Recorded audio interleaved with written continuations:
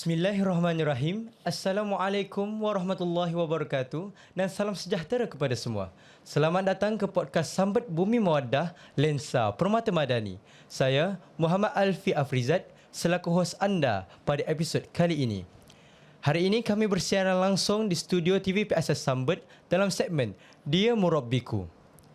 Mesti nak tahu kan apa sebenarnya akan dikupas dalam segmen ini? Baik, untuk pengetahuan semua, tujuan segmen ini diwujudkan adalah untuk semua warga Sambat, khususnya murid-murid, supaya lebih mengenali secara lebih mendalam tentang guru-guru kita yang tersayang, yang mendidik, yang melatih, yang mencurahkan ilmu-ilmunya di bumi bertuah ini. Baiklah, sekarang kita ada seorang tetamu. Dia merupakan seorang guru yang boleh dikenali sebagai guru yang chill, kelakar dan sangat dikenali dan disayangi dalam kalangan pelajar-pelajar. Baik, memperkenalkan Ustaz Muhammad Muhibin bin Muhammad Ilyas. Assalamualaikum Ustaz. Apa khabar? Sihat? Alhamdulillah, baik. Baiklah, soalan pertama yang saya ingin tunjukkan kepada Ustaz ialah perjalanan Ustaz sendirilah sebenarnya. Ustaz ni dulu asalnya pada mana, belajar kat mana dan macam mana perjalanan Ustaz sampai boleh jadi guru dekat sekolah ni? Baik, jawapannya adalah waktu saya kecil, saya ni berasal memang daripada asli orang Kelang, dan bersekolah daripada sekolah rendah sampai dah sekolah menengah pun Kelang jugalah kan. Sekolah rendah di sekolah Kemasan Ratau Panjang, kemudian menyambung pada peringkat menengah di sekolah ini yang disebut sebagai Malaysia Budi Singa Bertin. Saya di sekolah sini sampai daripada tingkatan 1 sampailah tingkatan 5, alhamdulillah, dan seterusnya saya sambung pelajar di peringkat diploma dalam bidang Quran dan Sunnah di Universiti Sultan Zainal Abidin. Tapi pada waktu itu Universiti Sultan Zainal Abidin ini tidak disebut sebagai Unizah lah kalau sekarang. Dia disebut sebagai Universiti Darul Iman. Waktu tu Universiti Darul Iman. Pada tahun kedua ataupun tahun pertama ada krisis nama, jadi ditukarlah nama kepada Universiti Sultan Zainal Abidin. Jadi saya masuk diploma tu ada 2 universiti saya ada. Satu Universiti Darul Iman, kedua Universiti Sultan Zainal Abidin. Habis je peringkat diploma, maka saya melanjutkan pelajaran saya lah dalam bidang ijazah sarjana muda di Universiti Kebangsaan Malaysia UKM kan. Di situ saya menukar bidang saya yang pada asalnya Quran dan Sunnah, sebab kita nak memperbanyakkan lagi pengalaman dan juga ilmu ini. Maka saya tukar bidang itu dalam bidang usuluddin dan falsafah, yang mana bidang usuluddin dan falsafah ini lebih kepada akidah dan juga falsafah. Kalau di UKM tu dia disebut sebagai satu Department of Theology and Philosophy. Jadi di situ sebabkan itulah saya ni kalau di sekolah ni pun diminta lah ajar sebahagian bidang dalam sejarah, sebab falsafah ni ada juga berkenaan sedikit sebanyak tentang sejarah. Jadi setelah itu barulah saya melanjutkan pelajaran juga dalam bidang pendidikan. Tapi itu pun Alfi, sebelum saya masuk dalam bidang pendidikan, kita ada buat 2-3 kerja lah juga kan, untuk survival kehidupan kan. Contohnya macam apa Ustaz? Saya dulu di Yadim, Yayasan Dakwah Islam Malaysia Yadim, dalam lebih kurang 4-5 tahun di situ. Kemudian habis di situ saya merasakan jiwa saya ni lebih kuat nak mengajar kan. Bila rasa begitu, saya rasa di samping itu ada motivasi daripada ibu dan ayah saya, yang mereka waktu saya kecil lagi mereka nak kata saya ni dia nak saya Muhibin ni, Ibin ni panggil Ibin kan, nak dia ni jadi cikgu ataupun ustaz. Nama saya ni Muhibin ni, ayah saya tanya kenapa bagi nama Muhibin, cubalah bagi nama familiar, sedap-sedap sikit kan, commercial sikit kan. Taruhlah nama Danish ke, nama macam sekarang kan, Zulkarnain, namalah ini Muhibin apa. Abah saya pun kata itu adalah nama kerana nama kawan dia ustaz, jadi abah nak kau jadi ustaz. So saya pun memikirkan perkara itu, saya pun cubalah mengecapi apa yang diimpikan oleh ibu dan ayah. Tak rugi pun kalau kita cuba memenuhi impian ibu dan ayah kita, yang mana akhirnya kita mendapat redha dan keberkatan daripada Allah Subhanahu Wa Taala. Kadang-kadang kita ada impian kita, tapi dalam masa yang sama kita perlu korbankan jugalah. Tapi dalam keadaan saya ni, saya tak ada masalah pun, sebab mengajar tu pun minat yang saya ada dalam jiwa saya kan, mengajar orang dan sebagainya. Itulah daripada bidang pejabat saya sambung dalam diploma pendidikan, yang mana bidang pendidikan ni disebut sebagai satu lesen khas mengajar di bawah kementerian. Kalau tak ada lesen khas ini, maka dia tak boleh menjadi guru lah kan. Dia tak boleh jadi guru yang dikira sebagai guru tetap, guru sandaran je ataupun guru internship dan sebagainya. Tapi saya dah ambil di pendidikan ini, akhirnya saya dilantiklah menjadi guru dan akhirnya saya berjayalah menjadi seorang guru. Dan akhirnya saya berkhidmat posting pertama di Sampai Jaraz di Sampai jadi. Gombak. Setelah hampir 5 tahun, saya dengan rezeki Allah SWT, saya dipindahkan ke SAM Hishamuddin. Jadi ini adalah sekolah kedua Ustaz lah. Ini adalah sekolah kedua. Oh, faham. Sekolah kedua. Sekolah pertama bersekolah, sekolah kedua berkhidmat. Oh, baik. Okey. Baiklah. Boleh Ustaz sebutkan subjek apa yang Ustaz ajar di sekolah? Baik, subjek saya ajar di sekolah ni, kalau ikut option saya adalah dini. Dini ni adalah berkaitan dengan subjek-subjek agama lah kalau di sekolah SABK ni. Kan, jadi dini yang saya ajar di sekolah Singapura Assam Hishamuddin Singapura ni subjek Usuluddin. Usuluddin bagi tingkatan 2, 3 dan 4. At the same time, dalam masa yang sama, disebabkan mungkin background saya universiti tempatan dalam melihat kepada saya punya latar belakang pendidikan, degree teologi and filosofi ataupun kita sebut sebagai Usuluddin dan falsafah, maka pihak pentadbir pun meletakkan saya juga untuk mengajar subjek sejarah. Tapi apa pun minat saya tu memang ke arah lagi Usuluddin dah. Oh, Ustaz ada mengajar sejarah? Ada ajar sejarah. Ustaz ajar kelas mana? Saya ajar kelas 2 okey, untuk tingkatan 2 semua kecuali 2 Rush. Oh, dulu. 2 Rush. Okey. Baiklah, selain Ustaz menjadi seorang guru mengajar dalam kelas, ada tak tugasan-tugasan lain yang diamalkan oleh Ustaz dekat dalam sekolah ni? Macam menjadi guru penasihat kelab ke, jurulatih ke atau yang lain-lain? Okey. Soalan yang menarik. Mungkin saya boleh jawab beginilah, kan. Orang akan nampak guru ni best kan. Waktu sekolah, budak sekolah, kita sekolah. Waktu budak cuti sekolah hujung tahun, waktu budak sekolah cuti pertengahan tahun, kita cuti. Orang boleh kata begitu. Dan saya pun pernah menghadapi keadaan sedemikian. Orang kata, wah best lah cuti sekolah kan. Okay. Itu yang orang nampak kan. Ataupun pelajar pun mungkin dia nampak guru tu best. Oh, dapat cuti sekolah best lah kan. Orang lain tak dapat macam guru. Cuti akhir setahun tu pun dah berapa minggu, kadang-kadang 3 minggu kan. Hampir 24 hari, 25 hari kan. Tetapi sebenarnya guru ni kalau disebut sebagai tugas lain tu memang banyak, Alfi, memang banyak. Tapi itu bukanlah sebagai beban kepada saya lah sebagai seorang guru kan. Sebab benda tu memang kerja namanya kan. Jadi orang kata guru ni best, tapi hakikatnya guru ni dah ketika mana ada kerusi rosak, gurulah tukang kayu. Ketika mana ada murid sakit, gurulah pemandu ambulan. Ketika mana ada lampu rosak, gurulah technician electricalnya. Ketika mana murid pingsan, gurulah doktornya. Jadi semua benda yang berlaku di sekolah ini adalah di bawah bahu guru. Itu tak termasuk lagi dengan hakiki yang lain. Macam setiap guru di Malaysia ni akan dibahagikan kepada HAM, kurikulum kan. Jadi macam HAM, saya pun diamanahkan untuk memegang bahagian disiplin, melihat salah laku pelajar, memantau, memastikan para pelajar kita dalam keadaan kemas dan bersih kan. Semua itu berada di bawah tanggungjawab saya lah. Dan antara lain juga saya diminta oleh pihak sekolah untuk menjadi jurulatih pasukan bola sepak sekolah kan. Baiklah Ustaz, soalan seterusnya, kita teruskan kepada soalan seterusnya. Secara umumnya lah, setiap manusia mesti akan ada pengalaman-pengalaman manis yang dialami. Contohnya macam Ustaz dekat sekolah, mengajar di kelas, apa pengalaman manis ataupun lebih spesifik lagi, apa pengalaman lucu yang Ustaz pernah alami semasa mengajar di dalam kelas? Contohnya macam pelajar salah jawab tapi jawapan tu kelakar ke, pelajar salah masuk kelas ke, ataupun peristiwa-peristiwa lain yang boleh buat Ustaz sampai tergelak di dalam kelas. Banyak kali ikutkan pengalaman manis, peristiwa manis kan, kita sebut dengan pengalaman manis lah. Kalau manis ni kan, kalau saya di sekolah Hishamuddin Singapura ni, manis tu banyak. Tapi cuma sebab saya ni baru lagi di sini dalam tempoh setahun, baru hampir setahun saja.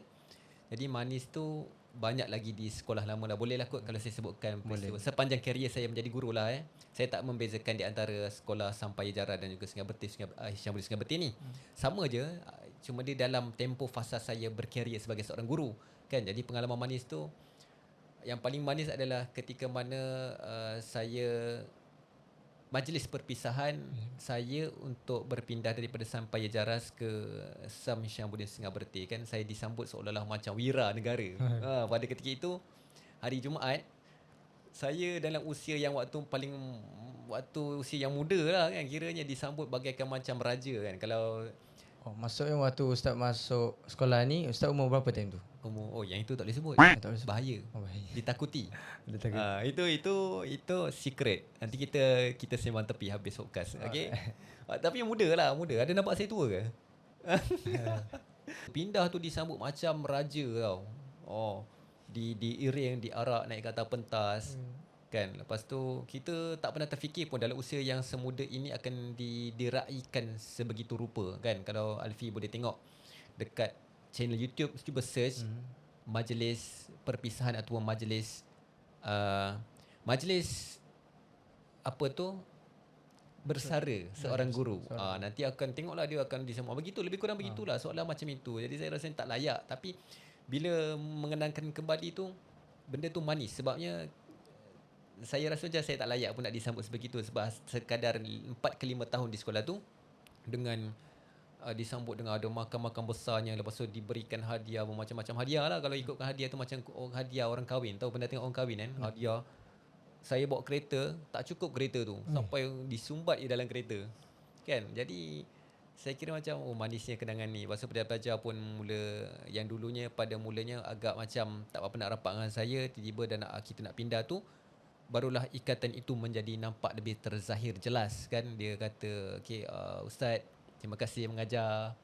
Jadi maafkan saya selama kita berkenalan, ada sakitkan hati Ustaz," kan, dan sebagainya. Mereka meluahkan perkataan-perkataan yang baik dan sebagainya. Jadi kita pun rasa macam indah dan manis bila seorang pelajar ini menzahirkan adab dan budinya kepada guru. Jadi itu yang setiap guru inginkan sebenarnya.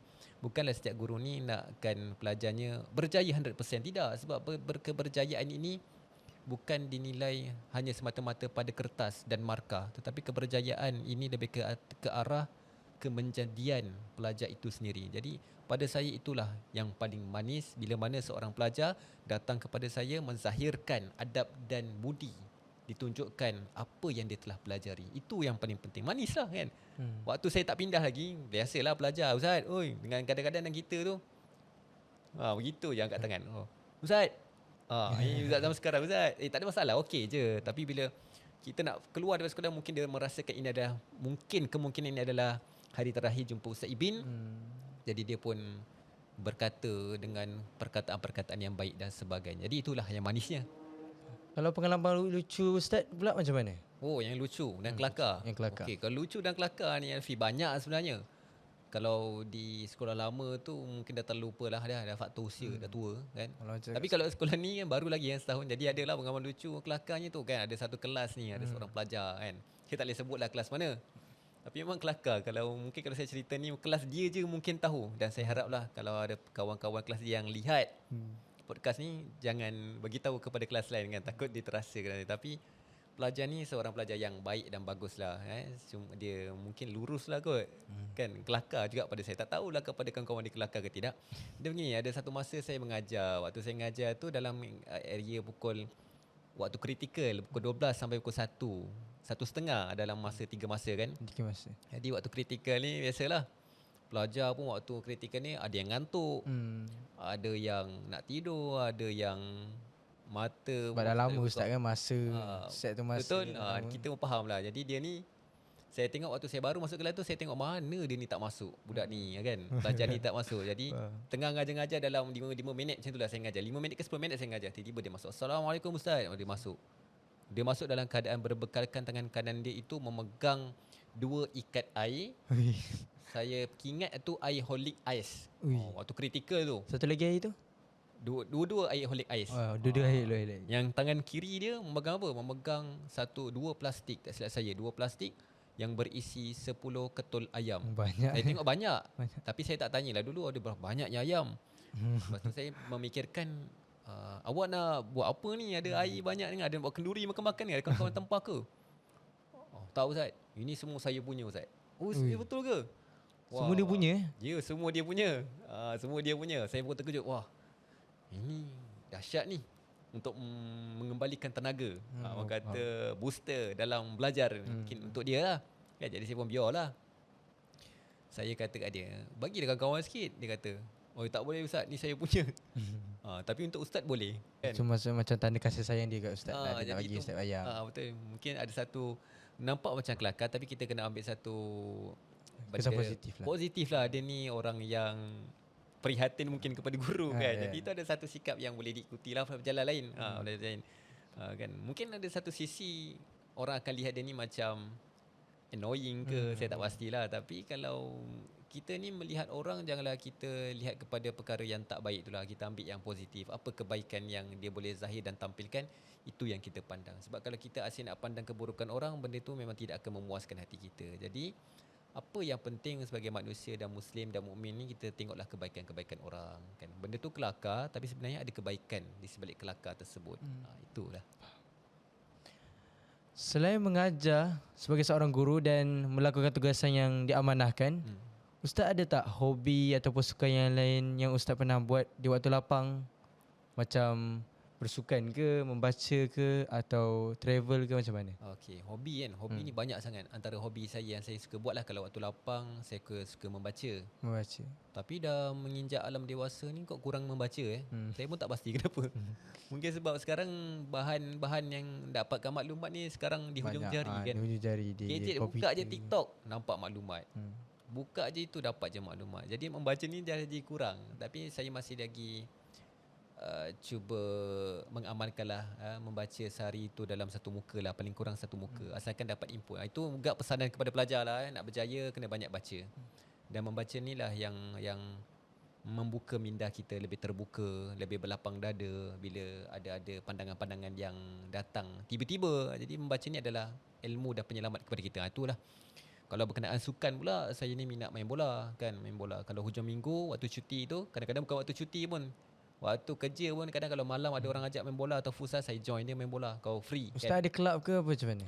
Kelab buat setakat ni ada, tapi dah kurang aktif. Sebabnya faktor usia lah Alfi, umur dah tua. Jadi kaki lutut orang kata dah bejat di Jawa, dah rosak sikit. Dah rosak. Nak lari pun tak mampu kan. Jadi main futsal pun kalau main kadang-kadang je.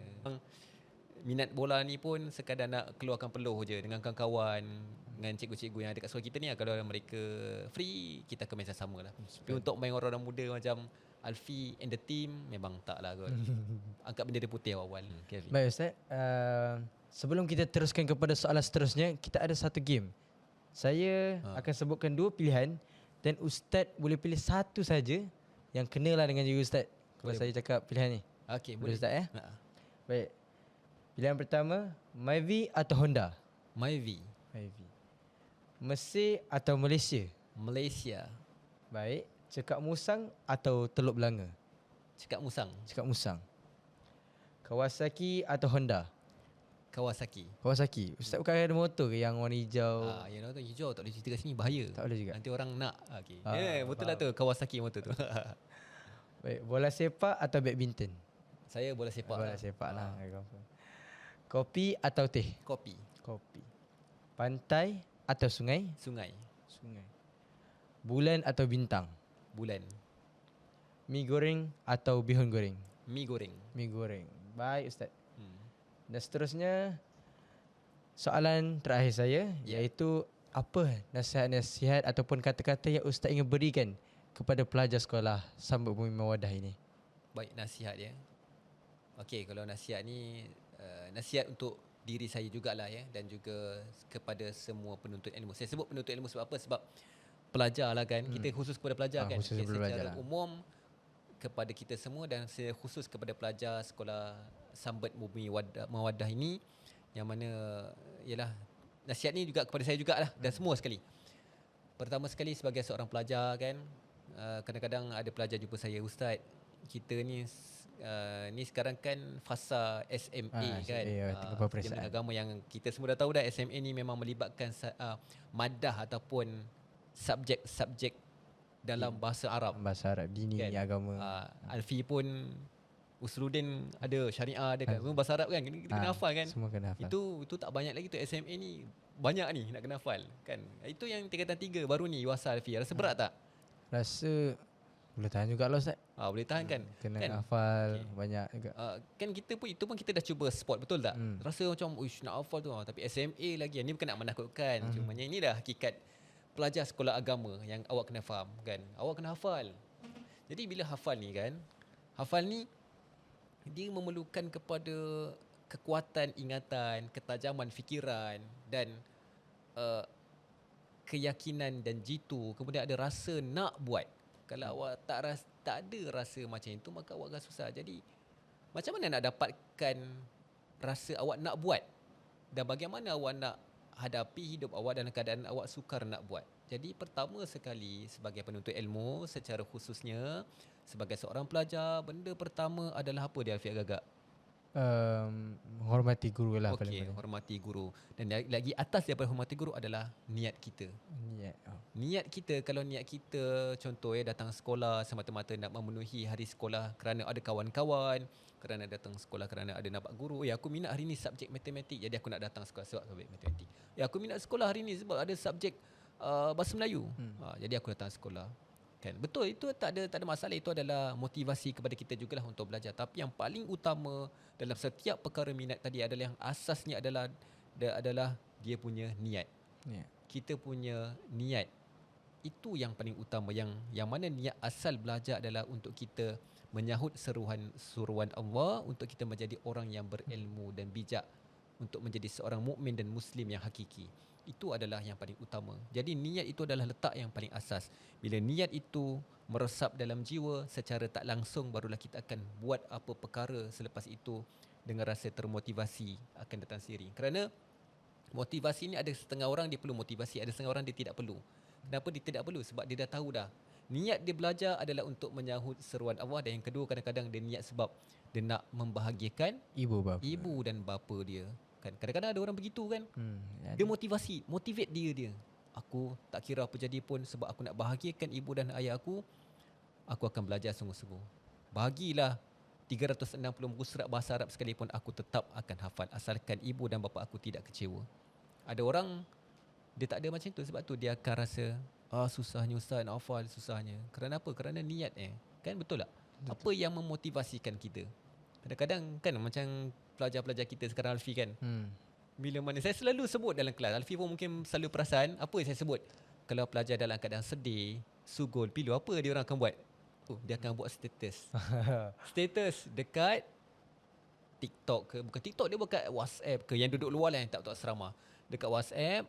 Dan kalau macam jin kamu ni banyak kat TikTok dan juga Instagram. Kan saya Instagram saya ada Instagram, adalah sebilangan pelajar sebelum kena ban dulu. Saya ada 2 TikTok, sekarang dah kena ban. Mungkin sebab saya memperjuangkan Gaza mungkin. Dah kena ban dah. TikTok tu ada followers dalam ramai jugalah, dah kena ban dah kan. Adalah saya tengok status kawan-kawan kita, anak murid-murid kita kan, baya-baya awak kan. Dia kan buat status. Sebab apa? Status sedih lah. Buat status sedih. Mungkin sedih sebab hari ni tak dapat apa yang dia belajar, ataupun sukar nak menghafal. Ada mungkin kadang-kadang berikanlah aku kekuatan, dia meluahkan dalam Instagram. Kan? Kenapa nak meluahkan dalam Instagram? Sepatutnya tempat meluahkan yang hakiki, yang maha mendengar, yang maha melihat, yang maha mengetahui apa yang ada di dalam hati kita, hanya milik Allah Subhanahu Wa Taala. Kenapa nak perlu luahkan di orang-orang akan tengok, luahkan. Apa yang orang akan buat pun dengan luahan di Instagram, di TikTok dan juga di WhatsApp, apa yang orang akan buat? Paling tidak pun poyo je dia ni kan. Ada yang positif, mungkin dia tengah penat. Tapi kalau ada orang yang dengki, orang yang memandang sinis perkara berikut, apa orang akan katakan, betul tak? Jadi tempat sebaik luahan adalah kepada Allah. Hanya orang yang ada niat, yang saya kata tadi, niat yang asal kerana Allah, dialah yang akan meluahkan apa yang dia rasa kecewa. Kerana apa? Dalam jiwanya sahaja yang mengatakan la tahzan innallaha ma'ana. Janganlah kamu bersedih. Kalau kita rasa penat, kita rasa sedih, kita rasa kecewa, sesungguhnya innallaha ma'ana, sesungguhnya Allah bersama dengan kita. Jadi itulah nasihat kepada saya kepada semua pelajar. Niat adalah yang paling utama, dan adab yang kedua. Adab dengan guru, adab dengan rakan. Rakan mesti ada adab juga tau Alfi. Bukan kadang-kadang kita rasa macam mana adab dalam kelas. Kadang-kadang ada sebahagian kita ni, saya tengok kadang kelas kan. Ini teguran, bukan teguran, nasihat sesama kita kan. Kita kalau kita rasa macam tak minat nak belajar. Tapi saya yakin semua Sunbird ni minat belajar. Cuma kadang-kadang dia tiba rasa macam pening hari tu kan. Dia macam tak boleh nak masuk belajar, kita kena dia nak release stres dia kan. Dia buatlah perkara-perkara yang untuk membahagikan dia. Dalam masa yang sama dia tak sedar sebenarnya dia buat perkara yang membahagikan dia tu, dia telah annoykan orang lain. Dia telah menyebabkan orang lain rasa annoying dengan dia. Bising lah dia ni kan. Dia rasa macam itu. Jadi anda kena ada adab dengan kawan awak yang sedang belajar. Kalau awak tak nak buat apa, awak tidur. Kan? Paling tidak tidur. Janganlah buat bising. Bila awak bising, kawan awak nak fokus belajar, dia akan terganggu dengan sikap awak. Jadi adab ni yang penting. Adab dengan guru, adab dengan pelajar, dengan adab dengan persekitaran tempat awak belajar itu adalah penting.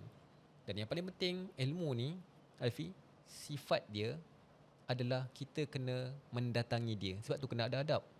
Kenapa kena mendatangi? Ilmu ni sifat dia bukan mendatang. Seperti mana kata Imam Malik bin Anas, al-ilmu yu'ta wala ya'ti. Ilmu itu didatangi dan bukan mendatangi kita. Jadi kita kena pergi dekat ilmu tu dengan cara beradab. Barulah ilmu itu akan meresap dalam jiwa kita yang akhirnya menjadikan kita seorang insan sempurna. Kombinasi sempurna di antara luaran dan dalaman yang akhirnya memanifestasikan, menzahirkan perbuatan yang baik, indah yang disebut sebagai akhlak yang mulia. Itulah ilmu sifatnya. Akhirnya menjadikan awak menjadi seorang murid, seorang insan yang dilihat sebagai Muslim yang hakiki. Itu nasihat saya kepada semua penuntut ilmu. Termasuklah saya. Saya walaupun guru, tapi dalam masa yang sama saya juga masih belajar. Belajar dengan perangai anak-anak macam awak ni. Belajar, macam ni rupanya budak-budak zaman sekarang. Okey, kita kena belajar cara dia. Dalam masa sama kita kena mendidik dia. Okey, itulah nasihat saya. Okey.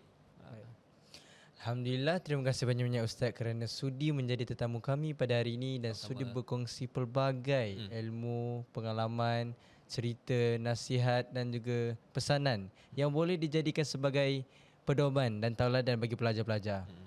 Baiklah, kita telah sampai ke penghujung segmen Yelah Murabbiku Sambat Bumi Mawaddah. Kepada kawan-kawan, penonton-penonton di luar sana, jangan lupa subscribe YouTube channel TV PSS Sambat. InsyaAllah, kita akan tampilkan lagi episod-episod yang akan datang dengan tetamu-tetamu guru-guru kita yang seterusnya. Sebelum berpisah, saya ingin kongsi satu mutiara kata oleh Hamka yang berbunyi, kecantikan wajah yang abadi terletak pada keelokan adab dan ketinggian ilmu seseorang, bukan terletak pada wajah dan pakaiannya. Terima kasih cikgu kerana banyak mengajar tentang adab dan akhlak kepada kami. Ayo kita doakan guru-guru kita agar terus kuat dalam mencurahkan ilmu pengetahuan. Baiklah, sampai di sini saja sehingga berjumpa lagi di episod yang akan datang. Assalamualaikum wa ilal liqa.